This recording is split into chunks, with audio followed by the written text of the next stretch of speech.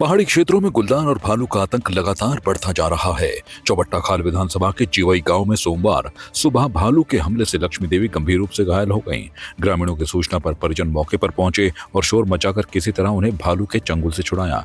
घायल अवस्था में उन्हें सामुदायिक स्वास्थ्य केंद्र बीरोखाल ले जाया गया, जहाँ डॉक्टर शैलेंद्र रावत ने प्राथमिक उपचार के बाद उन्हें सर्जरी के लिए हायर सेंटर रेफर कर दिया है। उनके पति महिपाल सिंह दिल्ली में नौकरी करते हैं, इसलिए परिजन लक्ष्मी देवी को एम्स दिल्ली ले गए। ग्रामीणों ने प्रशासन और वन विभाग की देरी पर नाराजगी जताई। यूकेडी जिला संगठन मंत्री बलवंत गुसाई ने बताया कि 108 एम्बुलेंस को कई बार फोन किया गया, लेकिन 1 घंटे तक मदद नहीं पहुंची। वन विभाग की टीम भी देर से पहुंची, जिससे लोगों में भारी रोष बढ़ गया है। वहीं वन विभाग के रेंजर महेंद्र सिंह रावत के अनुसार सूचना मिलते ही टीम को क्षेत्र में भेजकर गश्त बढ़ा दी गई है। वहीं गढ़वाल सांसद अनिल बलूनी ने दिल्ली से फोन पर महिला का हाल जाना और बेहतर इलाज का भरोसा दिलाया। घटना के बाद पूरे क्षेत्र में दहशत का माहौल है। 9 बजे के आसपास जीवई में एक महिला पे भालू ने हमला कर दिया और बहुत बुरी तरीके से जख्मी कर दिया। बड़ी भयानक स्थिति और एक दहशत का माहौल इस समय पहाड़ों में है। अभी कुछ दिन पहले 2 घटनाएं लगातार पोखड़ा ब्लॉक में हुई और उसके बाद आज बीरोखाल ब्लॉक में इस तरीके की घटना। और इसके बावजूद भी वहाँ पे जब लोगों ने 108 को फोन किया तो 108 भी नहीं पहुंच पाई। लगभग 1 घंटे इंतजार के तक 108 वहाँ पे नहीं पहुंची। वन विभाग नदारद रहा। जो सबसे जरूरी यहाँ पे वन विभाग का रोल होना चाहिए, उसमें ये देखा जा रहा है कि बीट जो है वन विभाग की, वहाँ पे एक ही आदमी उपलब्ध है और उसके पास लगभग 5-6 किलोमीटर से ज्यादा का दायरा है। तो ऐसे में एक आदमी इस तरीके का जंगली जानवरों को जब आतंक यहाँ पहाड़ों में चल रहा है, उसमें एक आदमी कैसे काम कर सकता है। वन विभाग का देखा जाए स्ट्रक्चर तो ऊपर वाले लेवल पे बहुत सारे अधिकारी और नीचे जहाँ जरूरत है वहाँ पे कर्मचारी नहीं है उनके पास। ये यहाँ के ग्रामीणों में एक दहशत का माहौल है और समझ नहीं आता कि यहाँ पे जनजीवन अगर रहेगा तो कैसे रहेगा। पौड़ी जिले में जिला प्रशासन और खेल विभाग के तत्वाधान में कंडोलिया खेल मैदान में आयोजित 4 दिवसीय राज्य स्तरीय आमंत्रण फुटबॉल प्रतियोगिता का भव्य समापन हुआ। समापन दिवस पर 2 सेमीफाइनल मुकाबले खेले गए। बागेश्वर और चंपावत के मुकाबले में चंपावत ने 1-0 से जीत दर्ज की, जबकि देहरादून और हरिद्वार के बीच का मुकाबला टाई ब्रेकर में 5-3 से हरिद्वार ने जीता। फाइनल में हरिद्वार और चंपावत आमने सामने हुए, जिसमें हरिद्वार ने रोमांचक मुकाबले के बाद 1-0 से खिताब अपने नाम किया। प्रतियोगिता में स्थानीय खिलाड़ियों को उत्कृष्ट मंच दिया गया और जिले में खेल संस्कृति को नई ऊर्जा प्रदान की है। समापन के मौके पर मुख्य विकास अधिकारी गिरीश गुणवंत, राष्ट्रीय खिलाड़ी मनीष मैठाणी और जिला क्रीड़ा अधिकारी जयवीर सिंह रावत ने खिलाड़ियों की प्रशंसा की और भविष्य में ऐसे आयोजनों को और बढ़ावा देने की बात कही। अच्छा है, और जो हमारे जिला प्रशासन और खेल विभाग के तत्वावधान में यहाँ पे पौड़ी में राज्य स्तरीय आमंत्रण फुटबॉल प्रतियोगिता यहाँ पे आयोजित की गई है और 14 से 17 तक ये प्रतियोगिता आयोजित की गई और आज इसका फाइनल मुकाबला है। और यहाँ के जो हमारे युवा हैं, जो लोग फुटबॉल प्रेमी हैं, उनके लिए एक बहुत अच्छा मौका है कि वो जो बाहर से जो लोग आ रहे हैं, जो प्रतिभाएं आगे आ रही हैं, उनके खेल को देखें। और क्योंकि पौड़ी में मैंने देखा कि फुटबॉल का काफ़ी अच्छा क्रेज़ है। जैसे कुछ हमारे जो पहाड़ी जनपद है, जैसे पिथौरागढ़ है, पौड़ी है, यहाँ पे फुटबॉल का काफ़ी अच्छा पहले से भी क्रेज़ रहा है। तो इसी बात को ध्यान में रखते हुए खेल विभाग ने जिला प्रशासन के तत्वावधान में यहाँ पे एक राज्य स्तरीय फुटबॉल प्रतियोगिता कराई है और मुझे पूरा विश्वास है कि जो ये यहाँ पे प्रतियोगिता हुई है फुटबॉल की, इससे जो हमारे युवा हैं वो ज़रूर प्रेरित होंगे और आगे अच्छा करने का वो लोग प्रयास करेंगे। नहीं, जब भी पौड़ी में फ़ुटबॉल की बात होती है तो सबसे पहले कंडोलिया फील्ड का ये वो आता है, नाम याद आता है, मन में आता है। और जैसे मैं पौड़ी का ही हूँ तो मेरे लिए बड़ी हर्ष की भी बात है और गौरव का भी क्षण है कि आज मैं यहीं पर एज मुख्य अतिथि यहाँ पे आया हूँ। और पौड़ी का मतलब जब भी फुटबॉल की बात होती है पौड़ी का नाम ज़रूर आता है कि आज से ही नहीं, ये बहुत पहले से ही मतलब पौड़ी के काफ़ी अंतर्राष्ट्रीय खिलाड़ी यहाँ से निकल चुके हैं। सौरभ रावत है, गौरव रावत है, भंडारी है, जो अभी रिसेंटली खेल रहे हैं और जो काफ़ी पुराने हैं जिनको मैं नहीं जानता यहाँ से, बट मेरे फादर भी यहाँ यूनिवर्सिटी खेले हैं यहाँ से, क्योंकि मेरा घर यहीं पास में ही है। तो पौड़ी में जब भी फुटबॉल होता है तो सबको पता होता है कि यहाँ अच्छा टूर्नामेंट होता है, बाहर से टीमें आती हैं। तो इतिहास बहुत ही बड़ा है मतलब पौड़ी का फुटबॉल के क्षेत्र में। यहाँ पे जब भी मैंने देखा है कि ग्रास रूट पे भी फुटबॉल काफ़ी अच्छे लेवल पे होती है, क्योंकि रवि भाई है, टिंकू है, पारस है, ये सब बहुत अच्छा काम कर रहे हैं। क्योंकि लास्ट ईयर मैंने भी एक रिलायंस यंग चैम्प्स का एक वो ट्रायल कराया था देहरादून में, जहाँ से पौड़ी के पूरे उत्तराखंड में ट्रायल कराया था और पौड़ी के जिसमें 3 में से 2 लड़के जो थे वो पौड़ी के थे। तो मतलब इससे अपने आप पे पता लगता है कि यहाँ पे भी फुटबॉल का बहुत अच्छा काम हो रहा है और जो कोचेज़ हैं बहुत मेहनत कर रहे हैं बच्चों पे। और मुझे आशा है कि मतलब आगे भी ऐसा होता रहेगा और पौड़ी का नाम फुटबॉल में हमेशा रहेगा और यहाँ अच्छा कार्य होता है तो उसका बिल्कुल आपको देखने को मिलेगा। हम हरिद्वार डिस्ट्रिक्ट से आए हैं। बेसिकली हम सब हरिद्वार से बिलोंग करते हैं और हमारी हरिद्वार की टीम है, डिस्ट्रिक्ट की टीम है, और हमें पौड़ी में आके बहुत अच्छा लगा। और हमारे टीम में ज़्यादातर लड़के गुरुकुल कांगड़ी विश्वविद्यालय के ही हैं। हमारी यूनिवर्सिटी की टीम है एक तरह से, लेकिन हम हरिद्वार उगर आए रिप्रेजेंट, और हमें पौड़ी में आके बहुत अच्छा लगा। बहुत अच्छा आयोजन कर रखा था सबने, और मेरी टीम के लिए बहुत इंस्पिरेशन की बात है कि कोई नेशनल प्लेयर हमें इंस्पायर कर रहा है, हमें हमारे लिए वो ट्रॉफी शील्ड वगैरह डिस्ट्रीब्यूट करने आई, हमारे लिए बहुत सम्मान है बात है।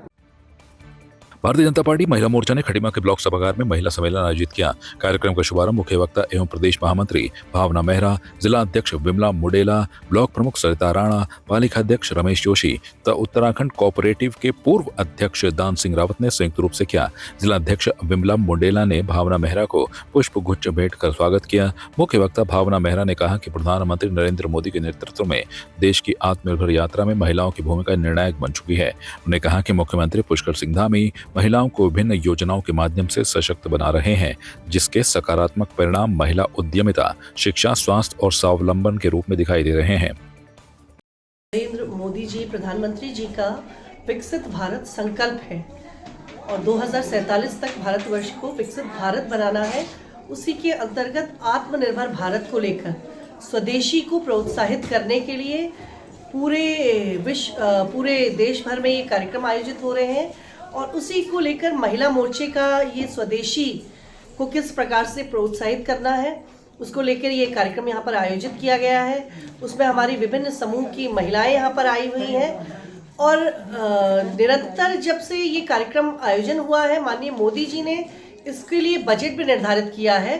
पूरे देश का बजट 20 लाख करोड़ इसमें निर्धारित किया है इसको लेकर। और इसी में हम अगर भारतवर्ष की बात करें तो आज दुग्ध उत्पादन में भारतवर्ष प्रथम नंबर पर है पूरे विश्व में, और यदि हम मत्स्य पालन की बात करें तो मत्स्य पालन में भी हम आज दूसरे नंबर पे हैं, और इसी प्रकार से मौन पालन में भी हम वृद्धि कर रहे हैं और निर्यात हमारा 3 गुना बढ़ गया है।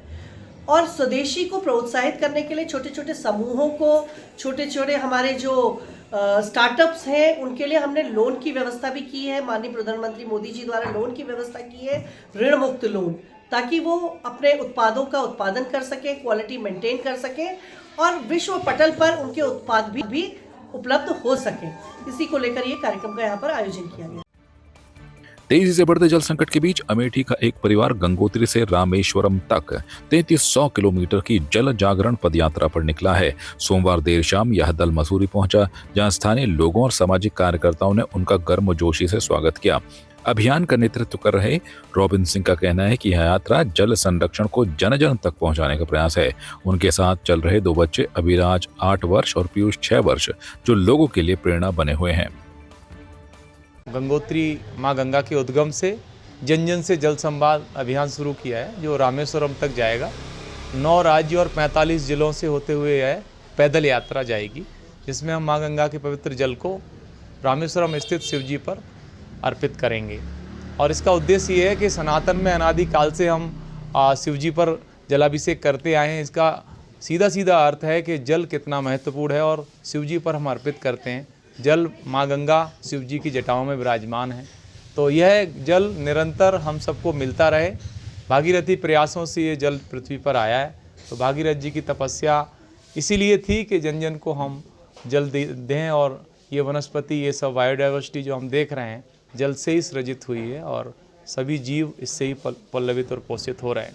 आज पूरी दुनिया के अंदर जल संकट है और इससे निवृत्ति पाने के लिए हम सबको एक साथ साझा प्रयास करने की आवश्यकता है, जिसका एकमात्र विकल्प है कि हम संवाद करें, जल के प्रति हम संवेदनशील हों। और जल के बारे में जब तक हम अपने अंदर आत्मचिंतन नहीं करेंगे तब तक हम उसके प्रति संवेदनशील नहीं हो सकते। तो सबसे पहला है कि हम उसके बारे में चर्चा करें। तो ये चर्चा तभी होगी जब इसके लिए कोई अभियान किए जाएँ, कोई जनजागृतियाँ की जाएँ। तो एकमात्र विकल्प है कि हम लोगों के बीच जाकर के इसके विषय में चर्चा करें। कोई भी काम यदि पूरा करना है तो उसके 3 ही विकल्प हैं। पहला चिंतन, फिर योजना, फिर क्रियान्वयन। तो पहले हम सबको जल संरक्षण के लिए, पर्यावरण संरक्षण के लिए पूर्णतः चिंतन करने की आवश्यकता है। जल है क्या, जल आता कहाँ से है, जल दूषित कैसे हो रहा है और जल को हम दूषित होने से कैसे बचाएं। तो इस तरह के प्रश्न जब हम चिंतन में करेंगे तो निश्चित रूप से हम जल के प्रति संवेदनशील हो जाएंगे, ऐसा मेरा पूरा विश्वास है। और नदियाँ हमारी जीवन रेखा के तहत यह कार्यक्रम हम कर रहे हैं। जल की यात्रा तो अपने भीतर झांकने की यात्रा है मेरे लिए। रॉबिन भाई से मिलना हमेशा एक संयोग रहता है। आप इटावा से हैं, मेरी जड़ें हैं यूपी में, तो इनका मसूरी आगमन हुआ तो मुझे लगा कि मसूरी के कुछ स्कूल, कुछ कॉलेज, कुछ यहाँ के जर्नलिस्ट जाने कि कुछ लोग इस तरह भी जीवन को देखते हैं जिस तरह उन्होंने अपनी बात का समापन किया कि जिस सरकार की तरफ हम बड़ी उम्मीदों से देखते हैं, वो इन्होंने कितनी सरलता से कह दी कि सरकार जो है वो समाज का एक हिस्सा है। समाज, हमारे ही समाज में से तो लोग कुछ चुनिंदा हो जाते हैं और कुछ सरकार हो जाती हैं, पर निश्चित रूप से जीवन, जल, जंगल, ज़मीन, ये सब ज से मुझे लगता है रॉबिन भाई इसलिए लिखे गए हैं क्योंकि इनका सबका शाब्दिक अर्थ एक है। किसने इसको क्या अर्थ ले लिया वो उसका मन जाने, उसकी परिभाषा जाने, उसके अपने संस्कार जाने। पर निश्चित रूप से मैं अपनी दुकान पे मैंने इन्हें आमंत्रित किया, पहाड़ी भोजन कराया और इनको बताया कि वह अपनी यात्रा में आप पहाड़ी भोजन भी लें। तो इनको बड़ा अच्छा लगा कि यहाँ पर एक कपल बैठा था, उसने शिलाजीत पानी पिया और वो क्योंकि हम लोटे में पानी सर्व करते हैं वो गिर गया। तो बिल्कुल मेरे मुंह से अचानक ये निकला कि अगर यह गिर भी गया तो क्या हुआ, इसी के तो बने हुए हम। तो अगर आप इनकी यात्रा का आधार देखें तो आप सिर्फ इस बात को समझें कि हम सिर्फ पानी से बने हुए हैं, we are just made of water. उस जल को कीमत जिस दिन हमें पता चल जाएगी उस दिन ना हमें सरकार की तरफ देखने की ज़रूरत है ना किसी समाज की। मैं ही अपने आप में समाज हूँ और मैं ही अपने आप में सरकार हूँ और जल मेरा आधार है, मेरे लिए जल ही जीवन। ब्लॉक प्रमुख संगीता चानियाल ने विकासखंड सभागार में अधिकारियों और कर्मचारियों के साथ बैठक की। बैठक में उन्होंने विभिन्न गांवों में चल रही योजनाओं की जानकारी ली और ग्रामीणों की समस्याओं का समाधान गांव स्तर पर करने के निर्देश दिए। साथ ही राज्य वित्त और मनरेगा सहित सभी निर्माण कार्यों को समय पर गुणवत्तापूर्ण पूरा करने तथा कल्याणकारी योजनाओं का लाभ सीधे पात्र व्यक्ति तक पहुँचाने के निर्देश दिए।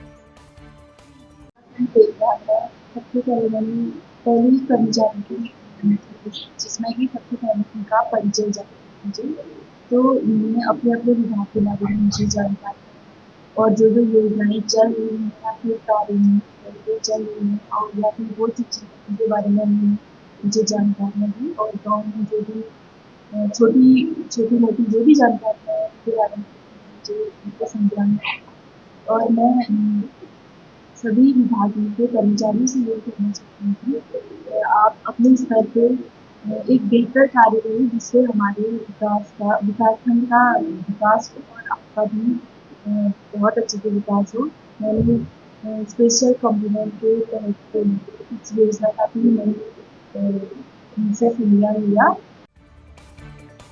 हल्द्वानी बवाल के बाद शांति एवं कानून व्यवस्था को सुदृढ़ बनाए रखने के लिए कोतवाली पुलिस ने शहर के विभिन्न समुदायों और हितधारकों के पास पीस कमेटी की बैठक आयोजित की। बैठक में सभी वर्गों से सौहार्द, भाईचारा और शांति बनाए रखने की अपील की गई। पुलिस ने अफवाहों पर ध्यान न देने और संयम बनाए रखने की सलाह दी है।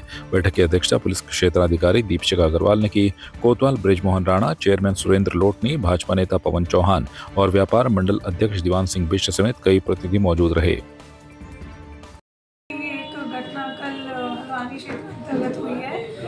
जहाँ पे कुछ जानवर के अवशेष मिले जिसमें थोड़ी माहौल बिगड़ा, तो उसके परिप्रेक्ष्य में आज हमारे द्वारा लालपाल क्षेत्र अंतर्गत पीस कमेटी मीटिंग ली गई, जिसमें सभी लोगों से ये अनुरोध किया गया है कि क्षेत्र का माहौल अच्छा बना के रखें, सौहार्दपूर्ण तरीके से रहें और कोई भी भ्रामक सूचना हो उस पर विश्वास ना करें, ना और कोई अफवाह फैलाएं और कोई भी अगर सूचना मिलती है तो पुलिस को तत्काल।